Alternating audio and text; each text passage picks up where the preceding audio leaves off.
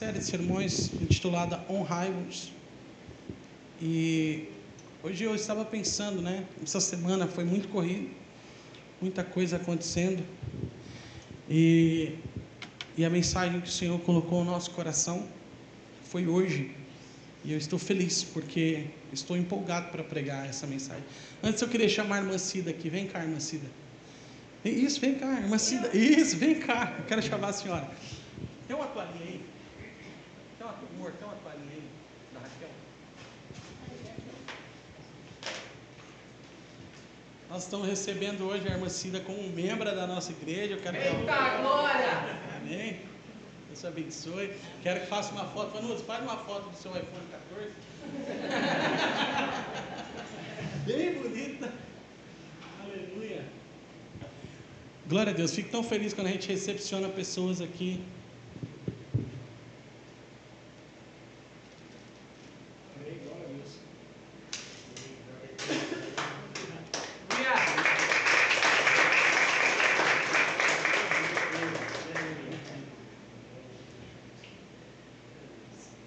O João, Vanus, depois vocês me mandam essa foto, tá bom?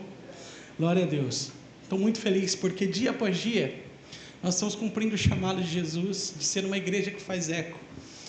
Que é uma igreja que faz eco, uma igreja que vive o ensino da palavra, a comunhão e a oração. Nós estamos focados em ensino, comunhão, oração, e o Josimar disse que é uma igreja que faz ecos, porque ela conta com a simpatia do povo. Amém? Glória a Deus. E nós temos buscado servir ao Senhor, ser fiel à palavra de Deus. Nós não somos fiéis a costumes, a coisas que são supérfluas, mas somos fiéis àquilo que Deus tem nos ensinado através da sua palavra. E aquilo que Ele nos ensina através da sua palavra, nós não abrimos mão, nem um centímetro, nem uma vírgula, nós deixamos para trás daquilo que a palavra de Deus tem nos ensinado. E assim nós temos caminhado, assim nós temos crescido em Deus, assim o Senhor tem nos falado, e assim o Senhor tem trazido, agregado dia a dia pessoas para trabalhar conosco nesse ministério, e o Senhor vem fazendo coisas maravilhosas, o Senhor vem fazendo milagres poderosos, e nós estamos muito felizes com tudo isso que o Senhor tem feito. Amém? Ontem os jovens estavam aqui num culto que foi até, nem tiraram as bexigas ali ainda, olha que maravilha. Já estão no mistério. Estão no mistério ainda. Foi lindo o que Deus fez. Tinha bastante jovem aqui adorando a Deus. E eu fico muito feliz porque eu sei que Deus está nos movendo. Nós estamos ainda em um pequeno rebanho, em um lugar pequeno, mas nossa visão é uma visão grande, é uma visão de reino, é uma visão que em cada bairro dessa cidade vai ter uma casa, Deus vivo, vai ter uma casa que busca pessoas, que prega para pessoas, que anuncia um Jesus que não está morto, um Jesus que está vivo, ganha almas para Jesus. Nós estamos aqui com um propósito de despovoar o inferno e povoar o céu através da santa palavra de Deus. Amém? Abra comigo então, irmão, sem perca de tempo, a sua Bíblia lá no Evangelho segundo escreveu São Lucas. O Evangelho de Jesus segundo escreveu São Lucas. Vamos ler os versículos 27 até o 31. Amém?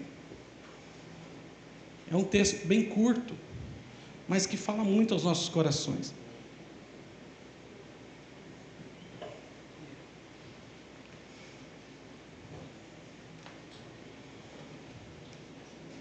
Vou fazer igual o presbítero Gerson aqui, vou falar para os irmãos, vamos ler no telão, que aí daí a gente lê a mesma versão,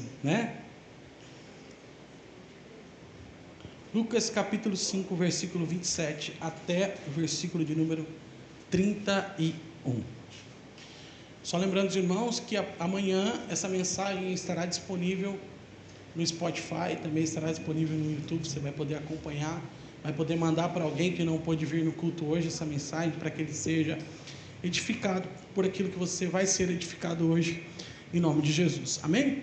Diz assim: e depois disso saiu e viu um publicano chamado Levi, assentado na recebedoria ou coletoria, e disse-lhe: segue-me.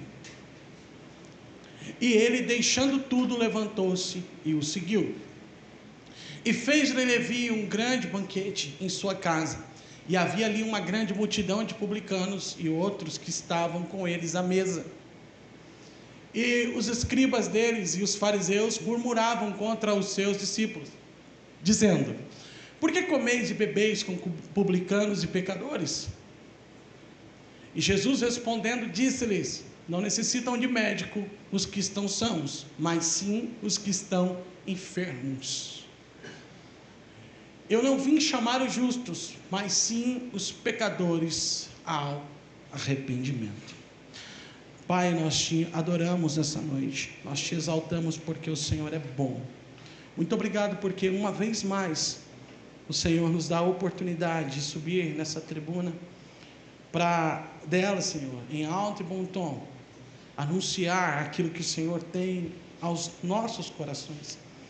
Eu quero te emprestar, Senhor, o meu intelecto nesse momento, meus lábios, Pai, para que seja a tua voz falando ao teu povo, e que eles possam, Senhor, ser trabalhados pelo teu Santo Espírito. Eu quero te pedir em nome de Jesus, que o Senhor fale conosco. Amém e graças a Deus. Pense em alguém que é odiado pela sociedade.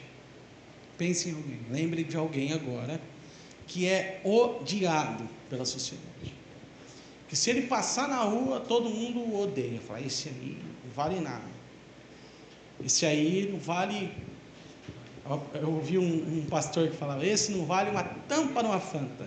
E é verdade. O cara não valia nada. Ninguém gostava dele. Ninguém queria ele por perto. Sentia asco, repulsa. Se ele chegasse perto, tivesse uma rodinha deles, e ele chegasse perto, a rodinha se desfazia, porque ele era um cara rejeitado. Interessante que esse cara, ele não era rejeitado porque ele era pobre, porque ele era enfermo, mas ele era rejeitado porque ele era um publicano, ou seja, um coletor de impostos. O coletor de impostos, ele era considerado um traidor do povo judeu. Para vocês terem uma ideia, o coletor de impostos, Josimar, ele era comparado às meretrizes. Ele não podia sequer entrar no templo. Ele não era acostumado a participar, por exemplo, de casamentos, porque a simples presença dessa pessoa ali causaria um incômodo. Talvez se a gente perguntasse na época para um sacerdote e pedisse para ele listar as piores pessoas que existiam em Israel, talvez no topo estaria um publicano. Mas Jesus olhou para esse publicano e simplesmente resolveu chamar ele para fazer parte da equipe. Quando a gente vai montar uma equipe, não sei se você já jogou futebol. Sidney, você já jogou futebol? Já jogou futebol? Já, mais ou menos. Quando eu era criança, eu não podia jogar bola, porque a gente era de uma igreja que não deixava jogar bola. Pensa na bobeira, né?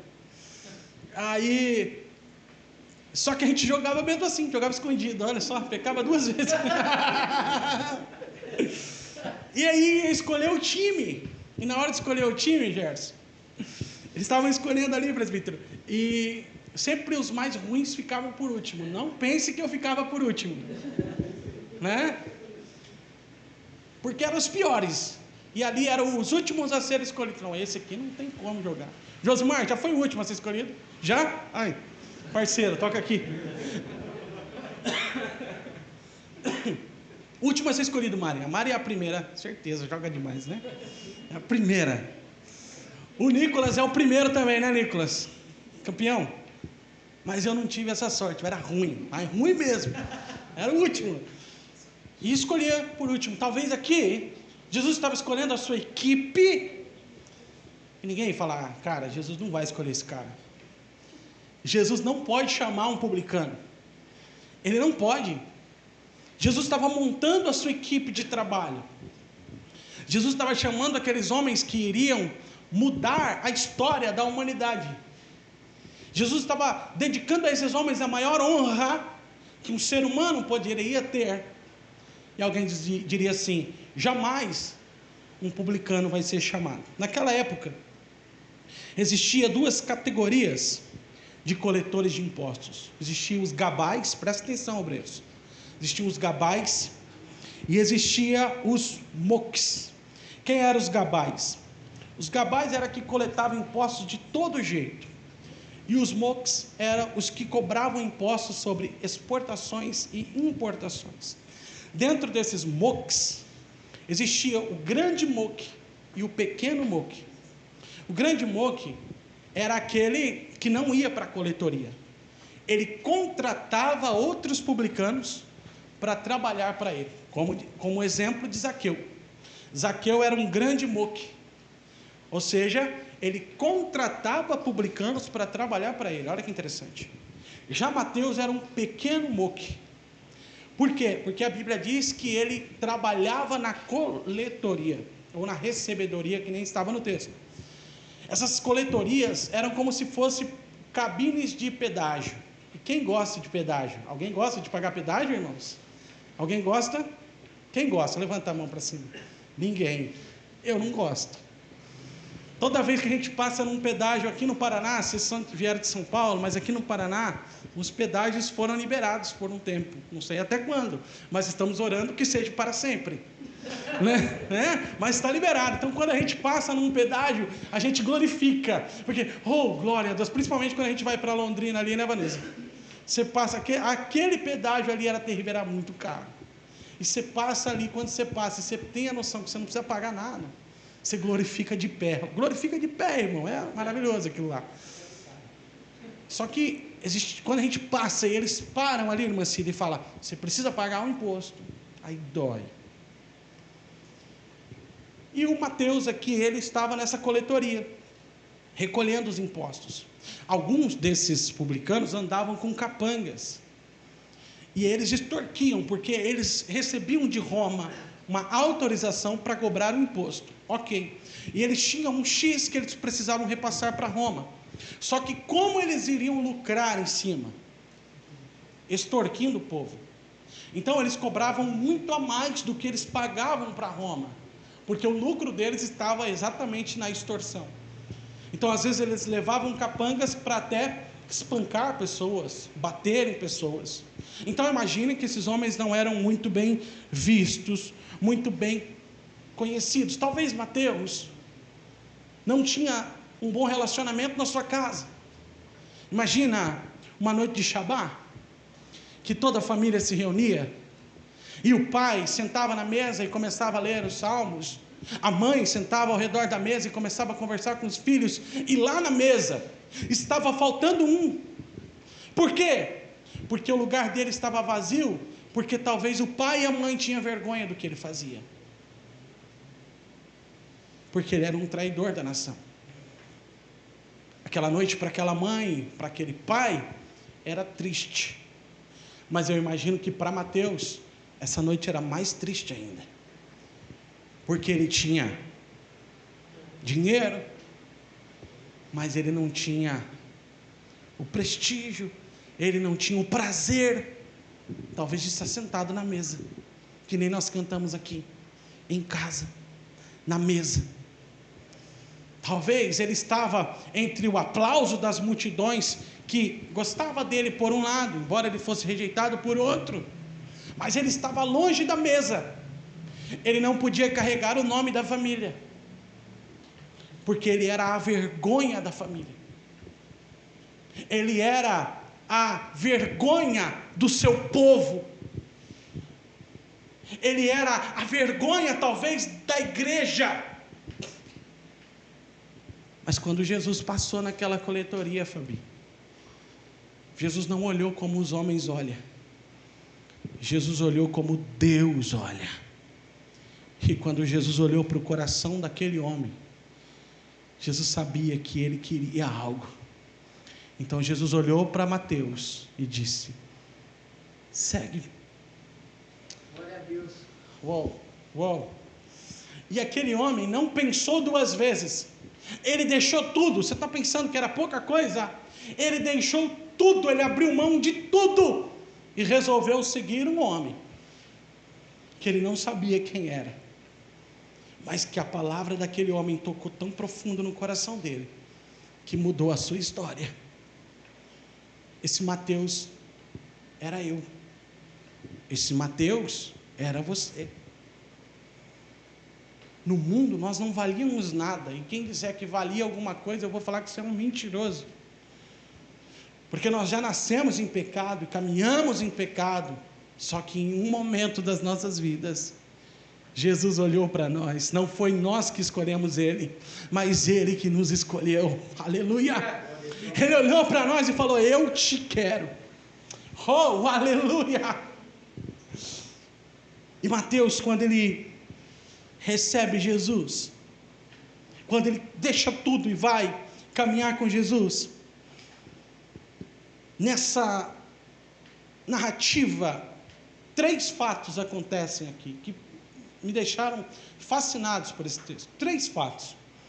Primeiro, ele dá uma festa para Jesus.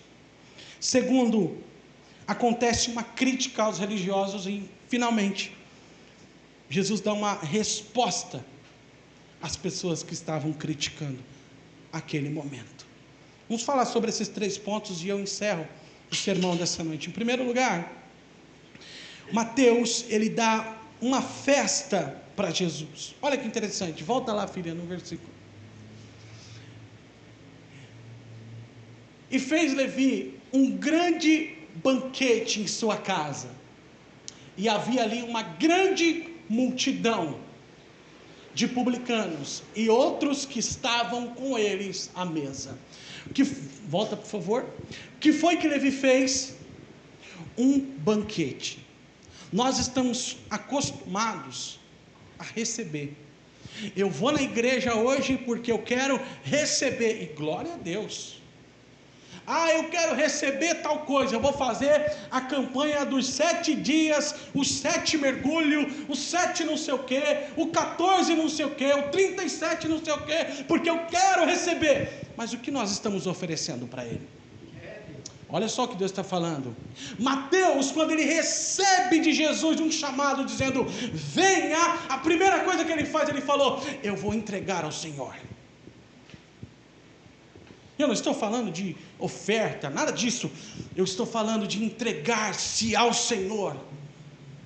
Mateus oferece na sua casa um grande banquete. Em primeiro lugar, ele leva Jesus para a sua casa.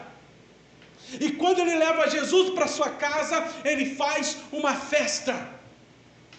Ser cristão não é viver uma vida de tristeza, viver uma vida de julgamentos. Não, ser cristão é passar por tribulação, é passar por aflição, beleza, só que é viver sabendo que nós temos um Deus que gosta de festejar as nossas conquistas também.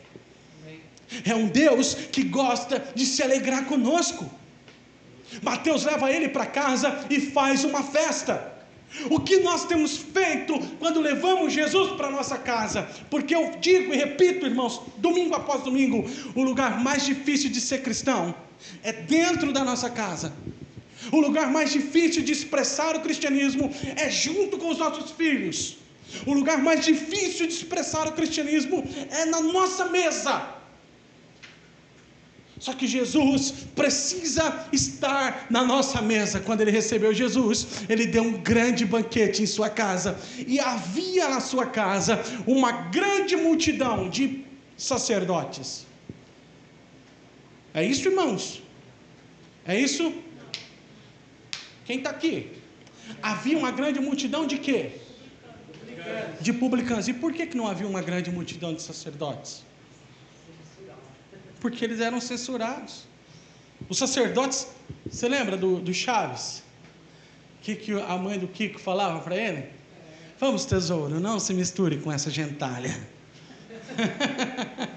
Os fariseus diziam isso: não se misture com essa gentalha. Então quem ele chama para estar na sua casa? Os seus amigos os publicanos, aqueles que eram comuns.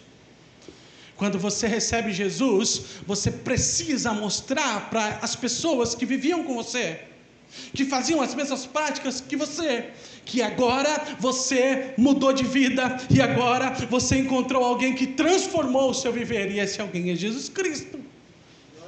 Aleluia. Tem gente que quando ele acha que ele recebe Jesus, ele acha que ele é melhor que todo mundo. Agora eu sou diferente. Tem 2 asinhas nas minhas costas, tem 2 nos meus pés, e com 2 eu sobrevoo. Porque agora ele é um anjo do céu. Não, irmãos, não é não. Você é de carne e osso. Pecador. Exatamente isso que acontece. Vive no mundo. Só que nós precisamos viver no mundo, mas ser santo vivendo no mundo. Lá no trabalho, tem pessoas lá que precisam sentar na mesa, participar do banquete. Mateus está sentado, ele não está acreditando que Jesus está sentado na mesa dele, mas Jesus está lá. Talvez as pessoas da igreja olhavam para ele e falavam: não acredito que Jesus foi lá. Como que Jesus vai num lugar desse? Será que ele está louco? Ele não sabe o que está acontecendo ali. Jesus sabia exatamente o que estava acontecendo. Glória a Deus. Jesus sabia exatamente aonde ele estava, porque o Senhor não veio para pessoas perfeitas, mas ele veio para nós. Por que você acha que o Senhor me chamou? Porque ele sabia como eu era. Ele sabia como você era, e ele nos chamou e disse: eu vou sentar na mesa. Mesa significa lugar de comunhão. Um judeu só chamava o outro para sentar na mesa quando ele queria ter comunhão. Ei, presta atenção aqui. Deus está te chamando para um momento de comunhão com Ele. Glória a Deus. Eu vou repetir isso aqui porque essa palavra é profética. Deus está te chamando para um tempo de comunhão com Ele. O nosso tempo às vezes é tão curto, parece que 24 horas não são suficientes para nós, e a gente faz tanta coisa e a gente não fica um tempo com Deus, de joelhos. Às vezes a gente vem orar na sala de oração e 1 hora parece tanto tempo. Às vezes passar 10 minutos com Deus orando parece tanto tempo. Ele está dizendo: ei, calma, eu quero sentar na mesa, junto com você. Glória a Deus. Então Mateus vai e chama os seus amigos, e os outros se assentam à mesa, e lá na mesa, lá na comunhão, é o lugar que você vai ouvir Jesus falar. Amém. Sempre que você senta numa mesa, para conversar, você fala, não fala? Mas você também ouve. Sim ou não? Imagine numa mesa que você está sentado, mas nessa mesa Jesus também está sentado nela. Irmão, eu ficaria de bico calado, eu ficaria em silêncio, só ouvindo Ele falar. Quando você chama Jesus para uma comunhão, irmã Fabiana, Jesus fala com você. Jesus começa a mostrar para nós como Ele age, como Ele é bondoso. Oh, aleluia! O Senhor está nos chamando para um momento de comunhão na mesa, e está dizendo: ei, fique em silêncio e deixa eu falar com você. Aleluia! Para de argumentar, para de dizer não é você, é tudo sobre Ele. Ele está na mesa, você só precisa trazer mais pessoas para sentar na mesa junto com Ele, para sentar à mesa com Ele e escutar a voz dEle. Aleluia, aleluia. E a multidão e os publicanos e outros que estavam com eles. O próximo verso. E os escribas deles e os fariseus murmuravam contra os seus discípulos, dizendo: por que comeis e bebeis contra publicanos e pecadores? Aqui é um problema. Pense nos camaradas covardes. Porque eles murmuravam contra Jesus e falavam para quem? Para quem que eles falavam? Para os discípulos. Eles não falavam para Jesus. Por quê? Porque eles tinham medo. Sabe? Tem gente que é tão covarde que ele fala mal do outro, mas ele não fala para o outro, ele fala para outro falar. É ou não é? E aí, irmão? Quem está pegando isso aqui? Os fariseus estavam ali. Só que enquanto eles estavam murmurando, fazendo uma crítica, Jesus não estava nem ligando. Porque a religião, os religiosos de plantão, eles gostam muito de criticar. Existe pessoa que critica, irmão, tanta besteira, critica até a pintura da parede. Ah, eu não vou naquela igreja não, tem uma parede preta. Daí, irmão? Não, eu não vou lá não, porque os meninos lá jogam bola. E daí? Cara, só que nunca fala para a pessoa, fala para o outro. Crítica da religião. A religião te engessa. A religião te trava, enquanto Cristo te liberta. A Bíblia diz assim: conhecereis a verdade, e a verdade vos libertará. Você quer conhecer a verdade? Vai para a Bíblia, irmão. Vai para a Bíblia. Sabe, uma grande jogada do catolicismo romano há muito tempo era não deixar o pessoal ler a Bíblia, inventar tantas coisas, dizendo: se ler a Bíblia vai ficar louco, se ler a Bíblia vai acontecer isso. Não, você precisa ler. E hoje, infelizmente, acontece dentro de igreja, dizendo: não leia não, fica só na minha revelação. Tem um pseudo apóstolo, tem um profeta lá que diz: não precisa ler nada, deixa que a revelação maior passou pelo líder e agora eu vou entregar para vocês. Ah, irmão, para com isso, que bobageira. Deus fala com o pastor, mas fala com cada um de vocês que está aqui.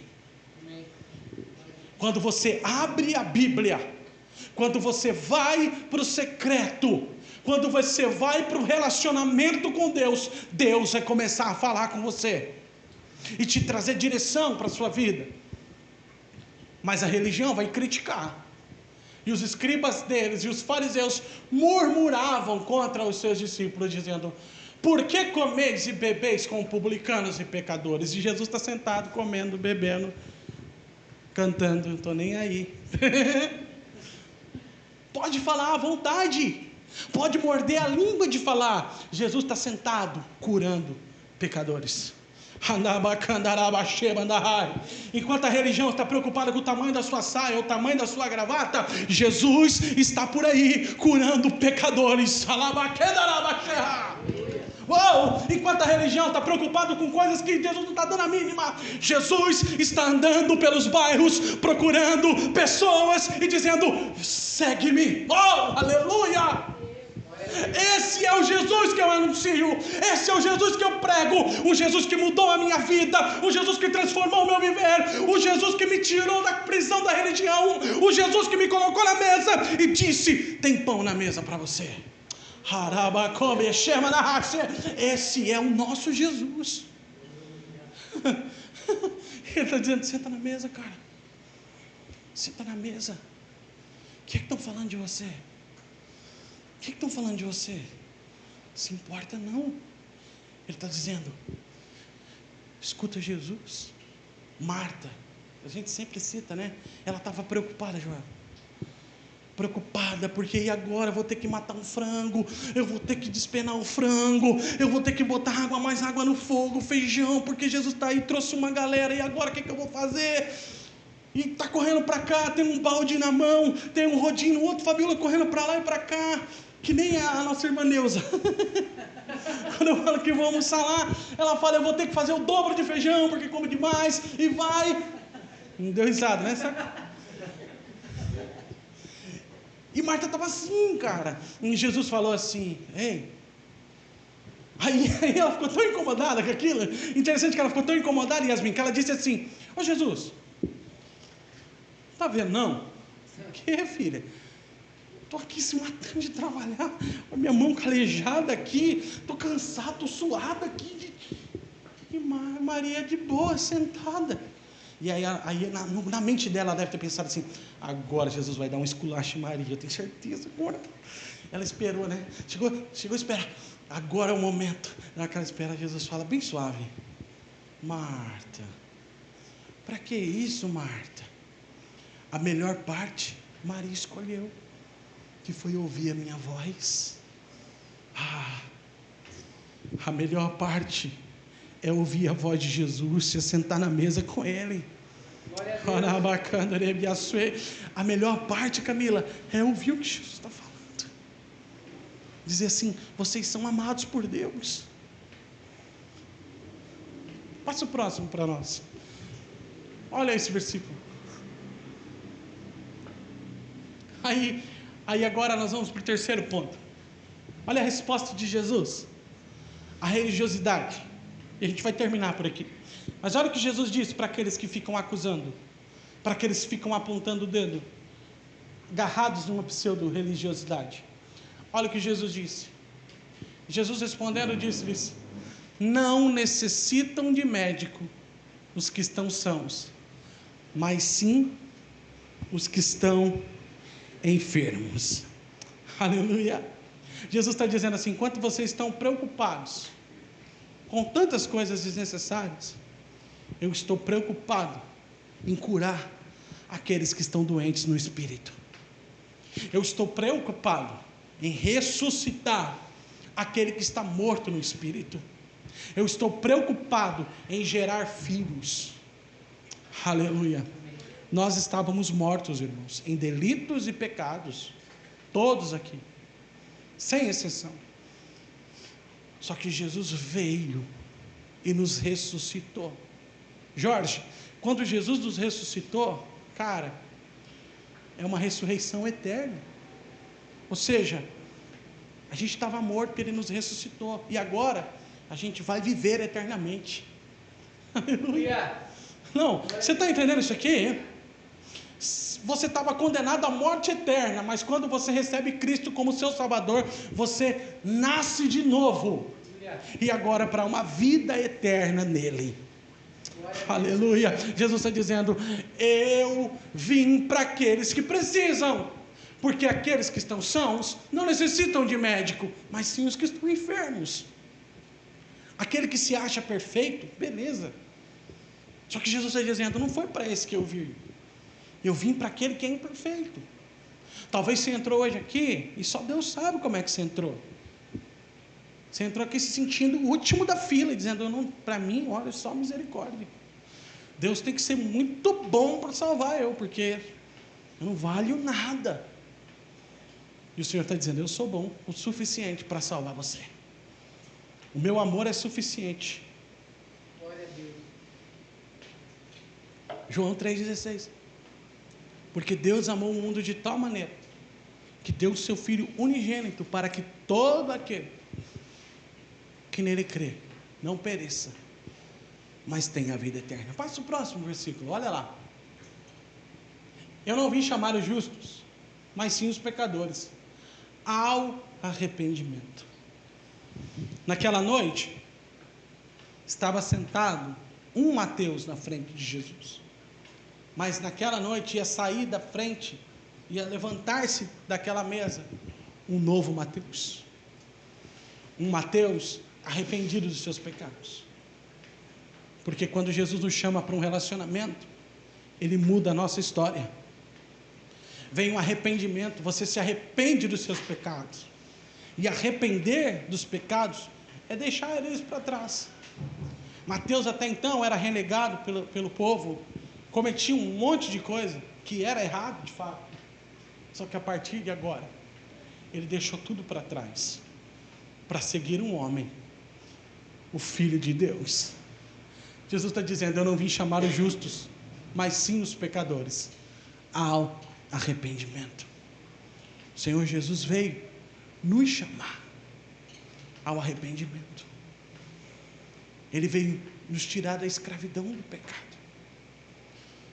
Nós não somos mais escravos, nós somos filhos. Ele te chamou, quando Ele olhou para você, Ele disse: eu vou te libertar. Mas a libertação do Senhor, ela é completa. Ele te tirou das mãos de Satanás, trouxe para perto dele e disse assim: eu sou o bom pastor, e o bom pastor dá a vida por suas ovelhas. Você quer ser honrado por Deus?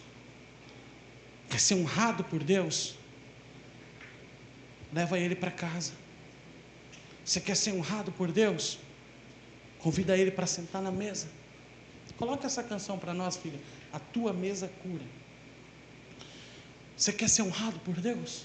Leva ele para sua casa. Se assenta na mesa com ele.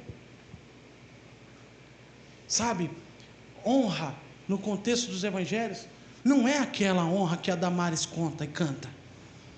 Quem te viu passar na prova e não te ajudou, quando vê você na bênção, vai se arrepender, vai estar entre a plateia e você no palco. Não, irmão. Essa não é a honra que Jesus fala. Jesus não fala que a gente vai estar no palco e outra pessoa na plateia nos aplaudindo. Não. A honra que Jesus diz, ele diz assim: você vai estar na mesa, sentado comigo, todo mundo junto. Essa é a honra que Jesus fala. Essa é a honra que Jesus fala. A honra que Jesus dá para nós não nos dá o direito de pisar no outro. Tem pastores aí que acham que honra é você andar num carro blindado, chegar mais tarde no culto só para que as pessoas te vejam, fazer coisas que todos precisam te idolatrar, te honrar. Não, não é isso. A honra bíblica é receber Jesus em casa, sentar ao redor da mesa com ele e falar: Jesus, quem manda aqui é o Senhor. Aleluia. Quando Jesus ele morre e ressuscita, ele aparece para 2 discípulos no caminho de Emaús. E quando ele está conversando com os discípulos no caminho de Emaús, eles não o reconhecem. E quando eles chegam na casa, que eles entram, Jesus pega o pão. E olha que interessante. Jesus pega o pão, Jesus dá graça. E quando Jesus dá graça, os olhos deles se abrem, eles reconhecem que era Jesus. Sabe por quê? Porque Jesus exerce autoridade. Quando a gente traz Jesus para a nossa casa, para a nossa mesa, a gente está entendendo que quem manda na nossa casa e na nossa mesa é Jesus. Então nossos olhos se abrem dizendo: tudo aqui é dele. Não existe o maior. Existem trabalhadores da seara. O Senhor disse: os campos estão brancos. Os campos estão brancos. E faltam ceifeiros. Mas Ele chama os ceifeiros para trabalhar. Diz: vem trabalhar. Vem trabalhar na seara. Fica de pé comigo. Aleluia. Aleluia, Jesus. Que essa palavra possa tocar no seu coração nessa noite. Que você possa sair daqui com o seu coração cheio de Deus, com o seu coração transbordando da presença de Deus. Eu convido nesse momento e começar a orar comigo.